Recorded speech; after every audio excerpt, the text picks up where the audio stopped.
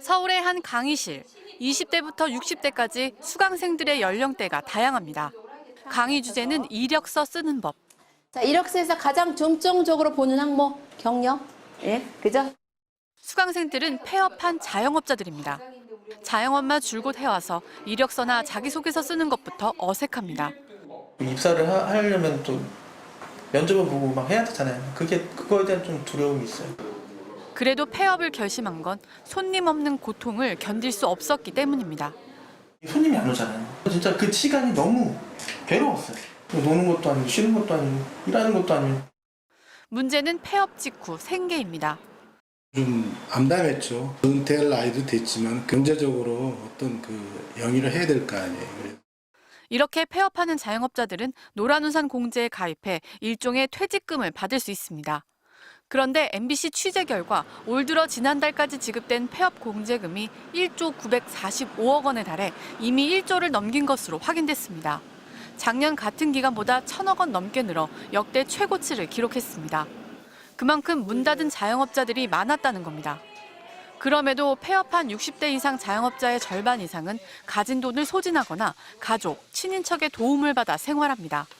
어떻게 생활해야 되지라는 것부터가 더 이상 대출 받을 수도 없는 상황이고 마이너스 통장으로 생활하고 있는 상황인 거죠. 이들이 다시 구직에 성공할 때까지 최소한의 지원이 필요하다는 얘기입니다. 폐업하고 구직 활동할 때 생활비라도 일부러 쓸 수 있게 그렇게 만들어주는 것도 필요한 정책이라고 봅니다. 지난해 소상공인 실태조사에 따르면 재창업과 취업 등 폐업자들이 재기에 성공한 비율은 절반에 그쳤습니다. MBC 뉴스 박소희입니다. 내비대로 가면 되겠죠? 8년째 개인 택시를 몰고 있는 68살의 강모 씨. 20년 직장 생활을 마치고 사업에 뛰어들었다가 수억 원 빚만 졌습니다. 환갑을 눈앞에 둔 당시 선택지가 별로 없었습니다. 지금 이 나이에 어디 가서 뭐 할 게 없어요. 노동률도 받아주지도 않아요. 나이가 많아서. 5천만 원 가까이 대출받아 시작한 택시. 연료비에 보험료를 떼고 벌이는 한 달 100만 원 남짓이지만 이 일이라도 꾸준히 하는 게 바람입니다. 내가 욕심 안 부리고 내가 먹고 살 것만 좀 벌어가면 되겠다. 30년째 소머리 국밥집을 하는 이은자 씨는 올해 78입니다. 종업원 없이 혼자 음식을 만들고 반찬을 냅니다. 코로나 때도 버텼지만 요즘 더 힘듭니다. 한 달에 이제 100만 원도 될까 말 겨우 집세 주고 나면은 인건비도 안 나오고 너무 어렵죠. 요새 많이 어려워요. 주변 가게는 뭔가 새로워지고 손님들 입맛도 달라지는 걸 느끼지만 수십 년 하던 걸 이제와 덜컥 바꿀 엄두가 나지 않습니다. 또 이거 그만하면 뭐해. 다른 데 갈 때 할 게 없고 좀 답답하면서도 퇴직 후에 뒤늦게 자영업에 뛰어들고 또 기존 업주들이 나이 들어가면서 지난해 60세 이상 자영업자 수는 207만 3천 명, 최초로 200만 명을 넘어섰습니다. 전체 자영업자의 3분의 1을 넘겨 비중이 가장 높습니다. 폐업하지 않고 버티려면 가진 쌈짓돈, 기초 생활비까지 털어 넣어야 합니다. 기초연금 나오는 거로 전기세 내고 어떤 때는 막 이러는데 거기서 또 올리면은 차라리 안 하는 게 낫지 않나. 실제 신용불량자로 몰린 자영업자 가운데 60대 이상에서 진 빚은 평균 2억 4,700만 원으로 전체 평균보다 높습니다.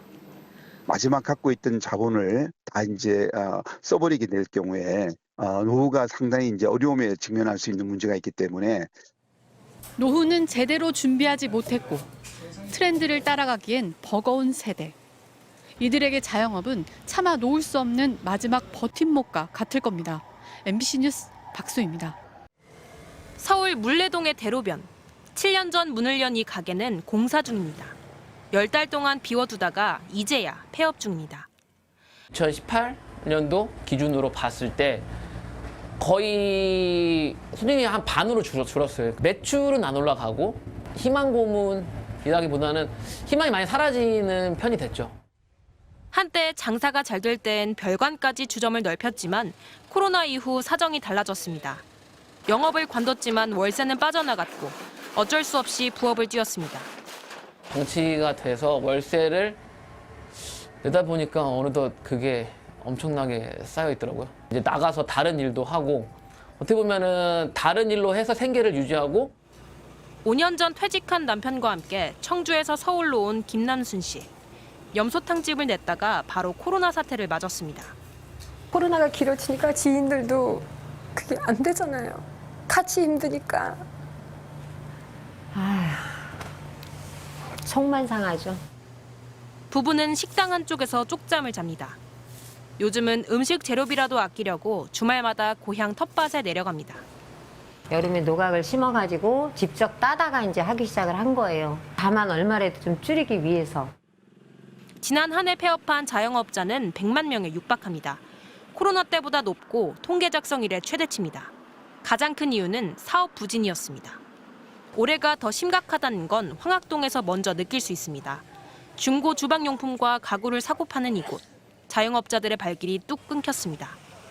보다시피 이 시간이면 지금 1시, 2시가 아주 여기가 피크야. 있나 봐봐.